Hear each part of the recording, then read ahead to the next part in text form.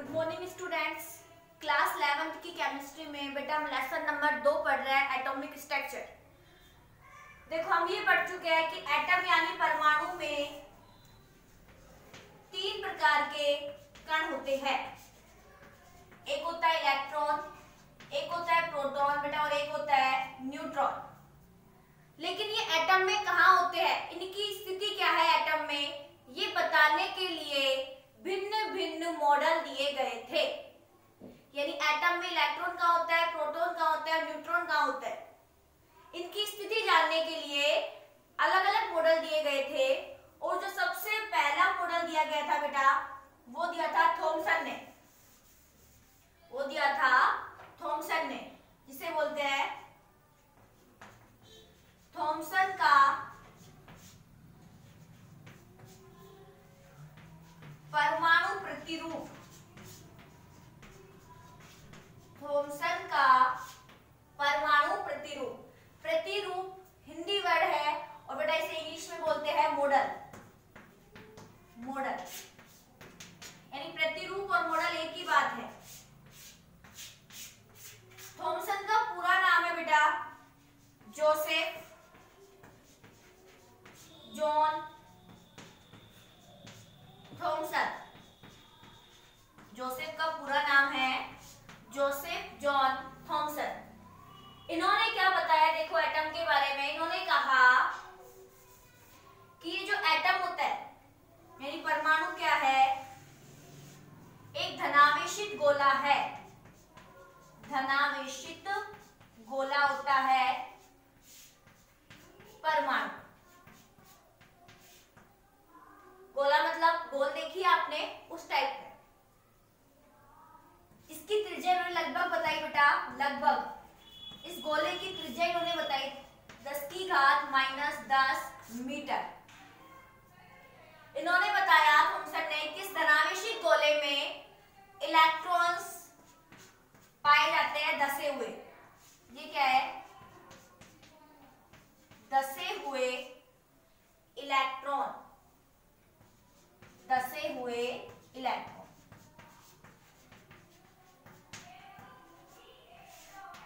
यानी थॉमसन ने बताया कि परमाणु एक धनावेशित गोला होता है और इसकी त्रिज्या लगभग 10⁻⁻10 मीटर होती है और इसमें इलेक्ट्रॉन धसे हुए होते हैं। इससे पहले देखो जब थॉमसन ने अपना ये वाला मॉडल दिया था, परमाणु का मॉडल दिया था थॉमसन ने, तो उस टाइम बेटा सिर्फ इलेक्ट्रॉन और प्रोटॉन की डिस्कवरी हुई थी। इलेक्ट्रॉन की और प्रोटॉन की खोज हो गई थी, लेकिन न्यूट्रॉन की खोज नहीं हुई थी। जब थॉमसन ने अपना ये मॉडल दिया था तो सिर्फ एटम में किसकी खोज हुई थी, इलेक्ट्रॉन की और प्रोटॉन की खोज हुई थी। न्यूट्रॉन की एटम में खोज नहीं हुई थी कि न्यूट्रॉन में पाया जाता है क्या एटम में, ये पता नहीं था। तो इसका मतलब जब उन्होंने थॉमसन ने अपने मॉडल दिया होगा तो सिर्फ किसके बारे में बताया होगा अपने इस मॉडल में, परमाणु में इलेक्ट्रॉन की और प्रोटॉन के बारे में। यानी थॉमसन ने अपने इस मॉडल में न्यूट्रॉन के बारे में नहीं बताया, क्योंकि उस टाइम पता ही नहीं था कि एटम में न्यूट्रॉन भी होता है या नहीं। अब देखो दूसरी बात, देखो जब इन्होंने मॉडल दिया था थॉमसन ने तो ये मॉडल लोगों को बहुत ज्यादा टफ लगा था, समझ में नहीं आया था लोगों को ये मॉडल। तो इन्होंने ये मॉडल एक उदाहरण देकर समझाया। वो उदाहरण देखो क्या था, उन्होंने तरबूज लिया, तरबूज में जो लाल हिस्सा होता है, तरबूज लिया बेटा, तरबूज का जो लाल हिस्सा होता है, लाल हिस्सा,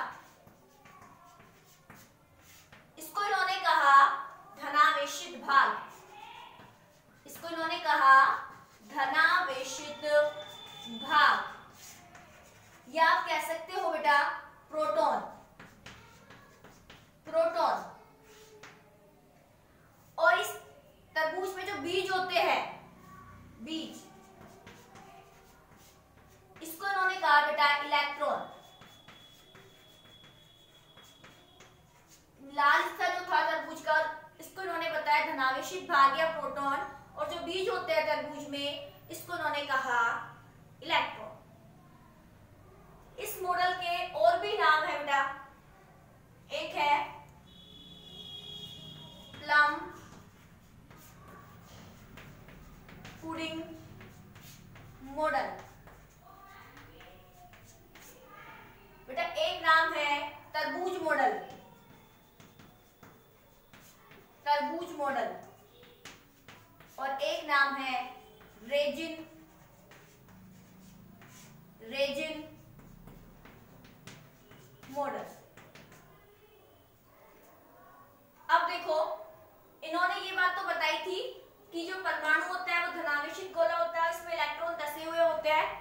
इन्होंने इसको, थॉमसन ने इसको और तरीके से भी बनाया। देखो कैसे।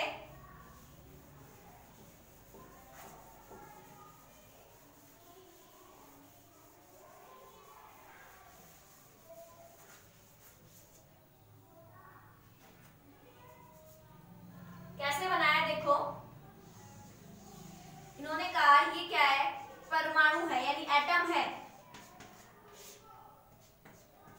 इसमें ये धनावेश है, इसका मतलब क्या है, ये धनावेशित भाग है यानी प्रोटॉन है ये। और इसमें क्या बनाया इन्होंने, माइनस का मतलब क्या है बेटा, इलेक्ट्रॉन।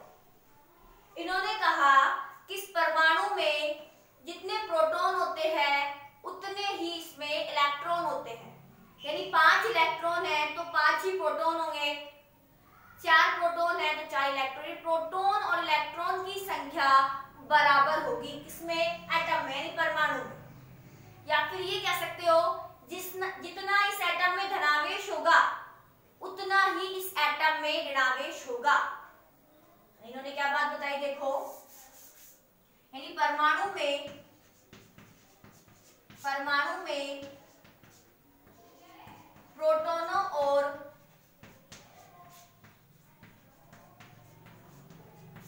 इलेक्ट्रॉनों की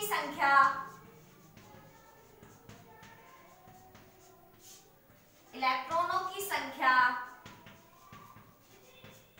बराबर होती है।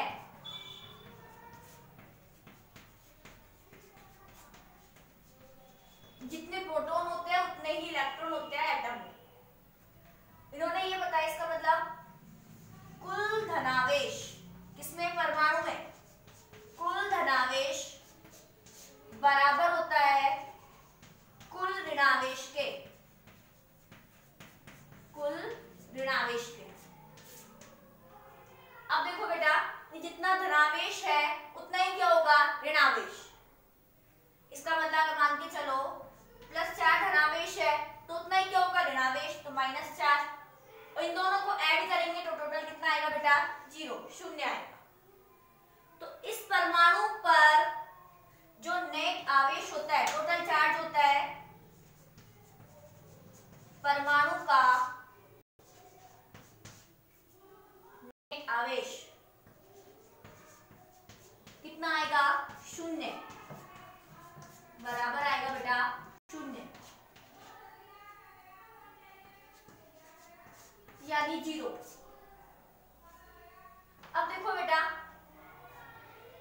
इससे एक बात निकल के आई है, वो बात क्या है कि जो ये एटम है इसमें जितना धनावेश है उतना ही ऋणावेश है, यानी जो परमाणु है वो क्या होगा, उदासीन होगा।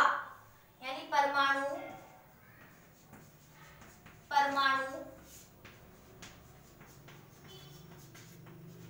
उदासीन होता है क्योंकि कोई आवेश नहीं है इस पर, जितना धनावेश है उतना ही ऋणावेश है, तो इस एटम पर टोटल चार्ज आएगा बेटा 0, यानी कैसा होगा, उदासीन होगा, न्यूट्रल होगा इलेक्ट्रिकली। अब देखो, ये थी इस मॉडल की सबसे खास बात कि परमाणु उदासीन होता है, और आज भी हम यही पढ़ रहे हैं कि परमाणु उदासीन होते हैं। तो ये इस मॉडल की सबसे खास बात थी, इस मॉडल की, ये वाली।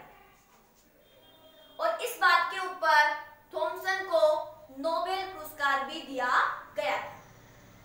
लेकिन बेटा इस मॉडल की कमी भी थी। कमी क्या थी देखो, जब बाद में मैंने आपको एक बात बताई थी देखो, कि जब ये मॉडल दिया गया था तो सिर्फ इलेक्ट्रॉन और प्रोटॉन की खोज हुई थी एटम में, न्यूट्रॉन की खोज नहीं हुई थी।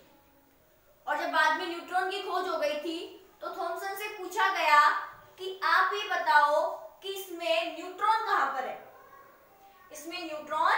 पर है, तो थॉमसन न्यूट्रॉन नहीं बता पाए थे कि इसमें न्यूट्रॉन कहां है, यानी न्यूट्रॉन की स्थिति एटम में नहीं बता पाए थे थॉमसन।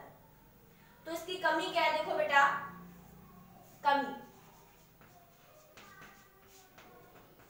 कमी देखो इसकी, न्यूट्रॉनों की खोज के बाद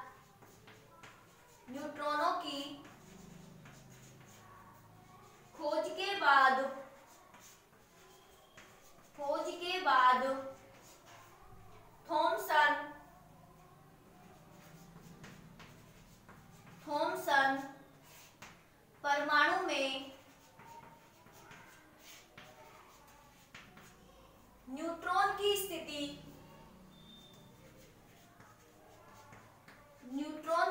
स्थिति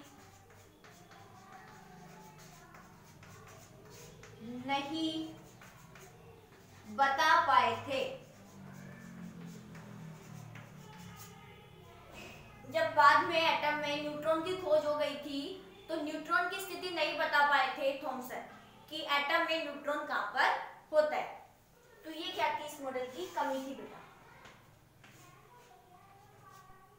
इसके बाद, इस मॉडल के बाद एक और मॉडल दिया गया था, रदरफोर्ड का मॉडल। इस मॉडल के काफी साल बाद एक और मॉडल दिया गया था, रदरफोर्ड का मॉडल। तो कल बेटा हम कल की वीडियो में पढ़ेंगे हम रदरफोर्ड का मॉडल, और आज हमने पढ़ा है थॉमसन का परमाणु मॉडल। इसमें हमें दो बातें जानी कि जो परमाणु होता है वो धनावेशित गोला होता है, उसमें इलेक्ट्रॉन दसे हुए होते हैं, और इसको उन्होंने तरबूज को उदाहरण देके भी समझाया था। दूसरी बात उन्होंने बताया था कि जितने प्रोटॉन होते हैं परमाणु में उतने इलेक्ट्रॉन होते हैं, कुल आवेश कितना आएगा परमाणु में, 0 आएगा। इसका मतलब परमाणु उदासीन होगा। इस मॉडल की सबसे खास बात थी ये। और इस मॉडल की कमी क्या थी कि न्यूट्रॉन की खोज के बाद थॉमसन परमाणु में न्यूट्रॉन की स्थिति बता नहीं पाए थे। तो देखो अगला मॉडल है बेटा रदरफोर्ड का। इसके बारे में थोड़ा कुछ जान लेते हैं क्या था, बिकॉज कल की वीडियो में से हम कंप्लीट कर लेंगे रदरफोर्ड का मॉडल। तो देखो बेटा आज एक सिंपल सी बात जान लेते हैं रदरफोर्ड के मॉडल की। रदरफोर्ड, ये जो नाम है एक व्यक्ति का नाम है रदरफोर्ड। इन्होंने जो मॉडल दिया था उस मॉडल को बोलते हैं रदरफोर्ड का अल्फा प्रकीर्णन प्रयोग, अल्फा प्रकीर्णन प्रयोग, या इसको एक और नाम से जानते हैं बेटा रदरफोर्ड का